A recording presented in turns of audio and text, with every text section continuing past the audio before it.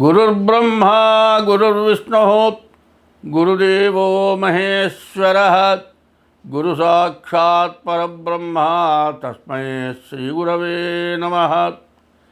అగజానన పద్మార్కం గజానన మహర్నిశం అనేకదం త్వం భక్తానాం ఏకదంతముపాస్మహే.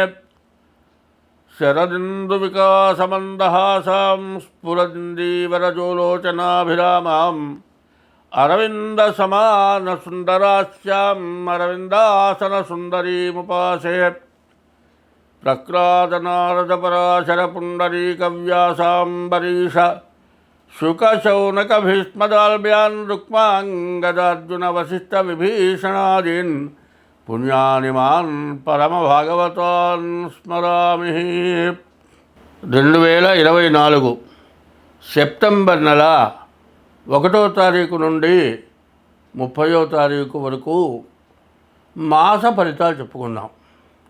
అయితే ఇదంతా కూడా జాతక భాగం. జాతక భాగంలో రాశి ఫలాలు చెప్పుకుంటున్నాం. ఈ రాశి ఫలాలు ఏమిటాయంటే జన్మ నక్షత్రాన్ని బట్టి రాశి ఫలం వస్తుంది. ప్రతివాళ్ళు తన పేరును బట్టి నాది ఫలానా రాశి అండి అంటున్నారు. ఏదో ఇష్టం వచ్చిన పేరు పెట్టితే అది రాశి కాదు ఒకటి. తర్వాత జన్మ నక్షత్రాన్ని బట్టి వచ్చేదేమో గోచారం, జన్మ లగ్నం పుట్టిన టైంను బట్టి వచ్చేది గ్రహచారం అంటారు. 2 ఉంటాయి. ఈ 2 కాక 3వది పోతుందండి. కొంత మనం ధర్మమైన సంపాదన అధర్మమైన సంపాదన 2 ఉన్నాయి. అధర్మమైన సంపాదన వల్ల మనకు గ్రహచారాలు గోచారాలు వస్తున్నాయి.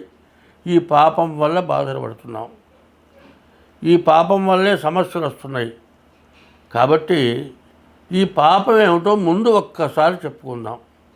అది చెప్పుకొని మరి జాతకాలు చూపించుకోవాల్సిందే, జాతకాలు చూడాల్సిందే, దైవాన్ని పూజించాల్సిందే, దైవాన్ని నమ్మాల్సిందే. దైవం అనేవాడు ఖచ్చితంగా ఉన్నాడు. జ్యోతిష్యం అంతకంటే ఖచ్చితంగా ఉన్నది. ఇందులో లేనిది ఏమీ లేదు. కానీ ఆశ అనేది దొడ్డది, దురాశ. ఆశకి మితమైనటువంటి ఆశ కావాలి. తర్వాత ఎంత సంపాదించినా రోజు తినే ఆహారం కోసం తప్పితే సంపాదించిన మొత్తం మనం తింటామా? లక్షలో కోట్లో సంపాదించాం, అది మొత్తం తింటామా? మనం తినం. కానీ అన్నం అనేది మాత్రం పెట్టే భగవంతుడు పుట్టించిన వాడు ఆహారం పెట్టించే పుట్టాడు అనేది ఒక పద్యం ఉంది.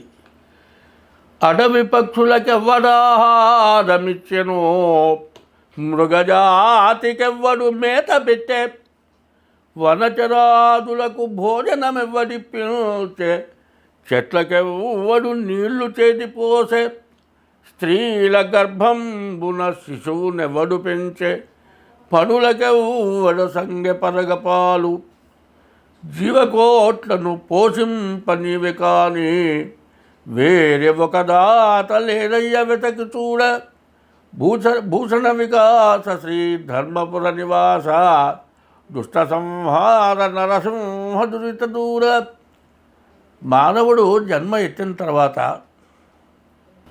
పుట్టినటువంటి వాడికి ప్రతివాడికి భగవంతుడు ఆహారం ఇచ్చి పుట్టించాడు. ఆహారం లేక మరణించడం అంటూ జరగదు. అయితే ప్రతి పుట్టినవాడికి కూడా ఆహారం ఉంది. కానీ రేపు అనే రోజుకేదో సంపాదించుకోవాలని దురాశతోటి ఎన్నో పాప పనులు చేస్తున్నారు. కడుపులో ఉన్న గర్భంలో ఉన్నటువంటి పసిబిడ్డకు పరుపులేశారా, పక్కలేశారా, పాలిచ్చారా? పుట్టగానే భూమి మీద పడ్డ బిడ్డకి మెత్తటి గుడ్డలు కావాలి, చుట్టూ అటు ఇటు చల్లదనకూడదు, కప్పుకుంటానికి గుడ్డ కావాలి, మెత్తటి పక్క కావాలి. ఇన్ని వేస్తున్నాం. తల్లి గర్భంలో ఉన్నటువంటి శిశువుకి ఎవరిచ్చారు? దేవుడే ఇచ్చాడు. అట్లాగే పశువులకు కూడా ఆహారం ఆయనే ఇచ్చాడు. పావులకి పాలెవరన్నా పోసారా? ఏ జీవరాశికైనా ఆహారం అనేది భగవంతుడు ఇచ్చాడు. భగవంతుడు ఇచ్చే జన్మనిచ్చాడు. కానీ దురాశ వల్ల ఎంతో సంపాదించాలని చిన్నవాడిని పెద్దవాడు కొట్టి, పెద్దవాడిని ఇంకా పెద్దవాడు కొట్టి, ఇంకా పెద్దవాడిని ఇంకా పెద్దవాడు కొట్టి, ఒక రాజ్యాధిపతి ఇంకో రాజ్యం కాజేయాలని ఇట్లా దురాశతో దుర్మార్గంగా బలం తక్కువ వాడిని బలం ఎక్కువ గలవాడు ఏదో రకంగా వేధించి దురాశ వల్ల ధనాన్ని సంపాదించి హింస పెట్టి బాధలు పడుతూ ఉన్నాం. ఈ హింసకి తక్కువ వాళ్ళందరూ కూడా బాధలు పడుతూ ఉన్నారు. ఆ బాధలు పడేటువంటి బాధల వల్ల వచ్చేటువంటి పాపం ఎవరైతే హింస పెడతారో వాళ్ళకి ఆ బాధలు వస్తాయి. కాబట్టి రకరకాలైన యుద్ధాలు జరుగుతున్నాయి, రకరకాలైన గొడవలు జరుగుతున్నాయి. వీటి వల్ల మనం చాలా బాధలు పడుతున్నాం. కాబట్టి ఎప్పుడు కూడా ఎవరికి వాళ్ళు మనము సత్యధర్మాలకు కట్టుబడదాం, మనం తప్పు చేయకుండా ఉందాం, మన చేతనైన సహాయం కూడా చేద్దాం అని ఎవరికి వాళ్ళు అనుకుంటే ఇంకోళ్ళు మన్నేం చేయలేరు, భగవంతుడు మనల్ని రక్షిస్తాడు. కాబట్టి ఈ పద్యం అర్థం అది. కారణం ఏంటంటే ఎవరో హింసిస్తున్నారు అనుకునేటప్పుడు మనం హింసకి పోకూడదు, ఏ నోరు లేని జీవరాశిని కూడా హింసించకూడదు. ఈ పద్యం అది అర్థం. అడవి పక్షులకు ఎవరు ఆహారం ఇచ్చారు? అడవిలో ఉన్న పక్షులకు ఎవరన్నా ఆహారం ఇచ్చారా? అడవిలో ఉన్న మృగాలకు ఎవరన్నా ఆహారం పెట్టారా? వనంలో తిరిగేటువంటి వాటికి ఎవరన్నా ఆహారం పెట్టారా? వనచరాదులకు భోజనం, చెట్లకు వాడు నీళ్ళు చేతి పోసే పెద్ద పెద్ద వృక్షాలకి మామిడి పండ్లు, చింతకాయలు, మరి బత్తాయికాయలు, నారింజకాయలు, ఇట్లాంటి కమలాఫలాలు, ఇట్లాంటి పళ్ళు ఒక్కొక్క చెట్టుకు కొన్ని వందలు వస్తున్నాయి. ఆ వృక్షాలకు ఎవరన్నా నీళ్లు పోసారా? మరి స్త్రీల గర్భంలో ఉన్నటువంటి శిశువుని ఎవరన్నా పెంచారా? స్త్రీల గర్భంబున శిశువుని ఎవరు పెంచే? పాములకు ఎవరన్నా పాలు పోసారా?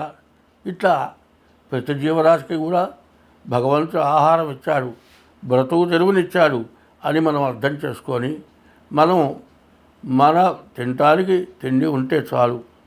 తిన్న తర్వాత సుఖంగా నిద్రపోతాడు. అడుక్కు తినేవాడు ఉన్నాడు, ఎక్కడో అడుక్కుంటాడు, ఒక అరుగు మీద హాయిగా నిద్రపోతాడు. కానీ విపరీతంగా సంపాదిస్తే దొంగలు పడతారు, మన ఎవరన్నా వచ్చి కడతారు, మన దగ్గర కాజేస్తారు. ఇట్లాంటి భయాలు ఎక్కువయ్యి మనిషి ఎప్పుడూ కూడా ఆలోచన పెరిగి, మరి ఆలోచన వల్ల బీపీ పెరిగి హార్ట్ అటాకులు వచ్చి రకరకాల సమస్యలు పడుతూ ఉన్నారు. కాబట్టి ఇటువంటి దాని నుంచి మనం తప్పించుకుందామనే ఉద్దేశంతో నరసింహ శతకంలో, ఎక్కడ ధర్మపురి నరసింహ శతకంలో చెప్పిన పద్యం ఇది. ఇప్పుడు మనం ముందుగా మేషరాశి ఫలితాలు చెప్పుకుందాం. ఒకటి మేషరాశి ఫలితాలు. మేష వృశ్చికయోర్భౌమ. మేష వృశ్చిక రాశులకి కుజుడు అధిపతి. అటువంటి కుజుడు అధిపతి అయినటువంటి మేషరాశికి శని 11ంట ఉన్నాడు, కుజుడు 3ంట ఉన్నాడు, శుక్రుడు 6ంట ఉన్నాడు. చాలా బలంగా ఉంది 4 గ్రహాలు. 1 శని, 2 గురువు, 3 కుజుడు, 4 కేతువు. ఈ గ్రహాలు బాగున్నాయి. బాగుండని గ్రహాలు ఏమిటాయంటే 12ంట రాహువు, 2ంట గురువు, 4ంట బుధుడు, 5ంట రవి, 6ంట కేతువు, 6ంట శుక్రుడు. ఈ గ్రహాలు పూర్తిగా బాగాలేవు. ఈ బాగుండని గ్రహాల వల్ల వచ్చే నష్టం ఏంటి, బాగున్న గ్రహాలు వచ్చేటువంటి లాభం ఏమిటి మనం సరిగా చూసుకున్నాం. శని ఏకాదశంలో ఉన్నాడు. ఏ గ్రహమైనా సరే ఏకాదశంలో ఉంటే చాలా మంచి ఫలితాన్ని, లాభాన్ని ఇస్తారని ఉంది.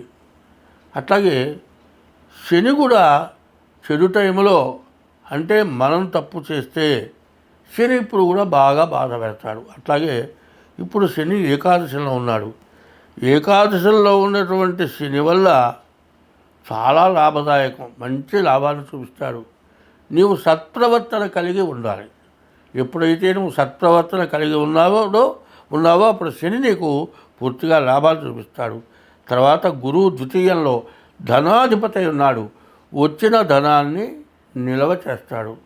ఇప్పుడు కూడా ఒక్కోసారి ఏం చేస్తాం, విపరీతంగా సంపాదిస్తాం, కానీ వచ్చినట్లే ఖర్చు అయిపోతూ ఉంటుంది. వస్తుంది కదా అనుకుంటాం, చివరికి వచ్చేప్పటికి నెల చివరికి వచ్చేప్పటికి ఏమీ మిగలదు.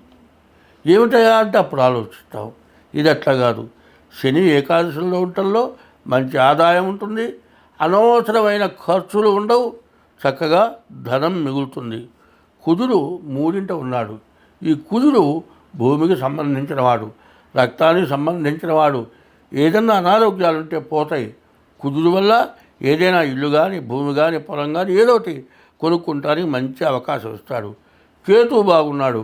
కేతువు వల్ల వచ్చే ప్రయోజనం ఏమిటంటే కేతువు మంచి జ్ఞానాన్ని ఇస్తాడు.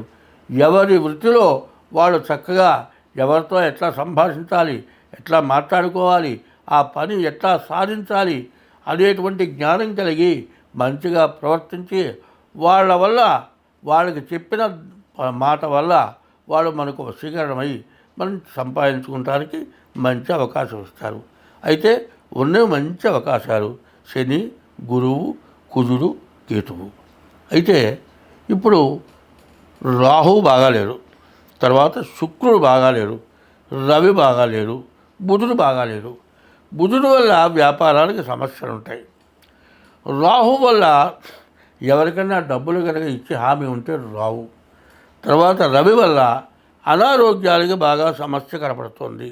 తర్వాత ఏదైనా మనం మాట్లాడేటప్పుడు 100 మంచి మాటలు మాట్లాడి ఒక తిట్టు తిట్టామంటే అంతా వృధా అయిపోతుంది. అంటే ఈ రవి వల్ల ఎటువంటి పొరపాటుగా మాట్లాడినా ఇబ్బంది కలుగుతుంది. కేతు వల్ల మంచి జ్ఞానం కలుగుతుంది. అంతా బాగుంది. ఎక్కడైనా నోరు జాగ్రత్తగా పెట్టుకోవాలి.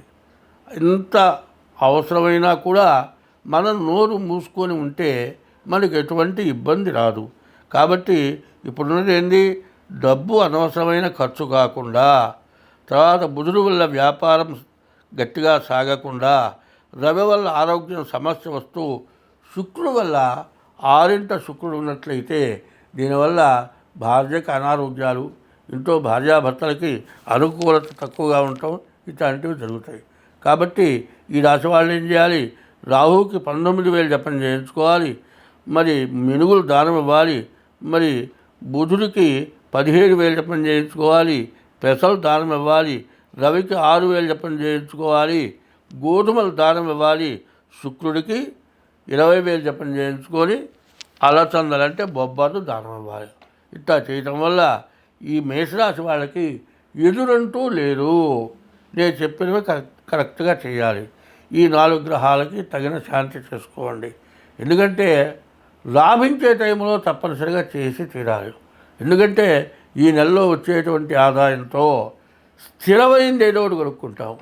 స్థిరము, అస్థిరం అని 2 ఉన్నాయి. చరము, స్థిరము. చరం అంటే కదిలి వెళ్ళేవి. కారు కొనుక్కోవచ్చు, కారు కొనుక్కోవాలంటే కారు కొనుక్కోవచ్చు, లేకపోతే 2 వీలర్ కొనుక్కోవాలంటే 2 వీలర్ కొనుక్కోవచ్చు, లేకపోతే ఇల్లు కొనుక్కోవచ్చు, ఏదైనా పొలం కొనుక్కోవచ్చు. ఈ 4 రకాల్లో ఏదోటి ఖచ్చితంగా మీరు కొనుక్కుంటానికి తగినటువంటి అవకాశం మాత్రం ఖచ్చితంగా ఉన్నది. దాన్ని బాగు చేసుకోవాలనుకుంటే రాహువుకి, బుధుడికి, రవికి, శుక్రుడికి జపం చేయించుకొని ఆ చెప్పిన దానాలు ఇవ్వండి. మీకు అన్ని విధాలా బాగుంటుంది.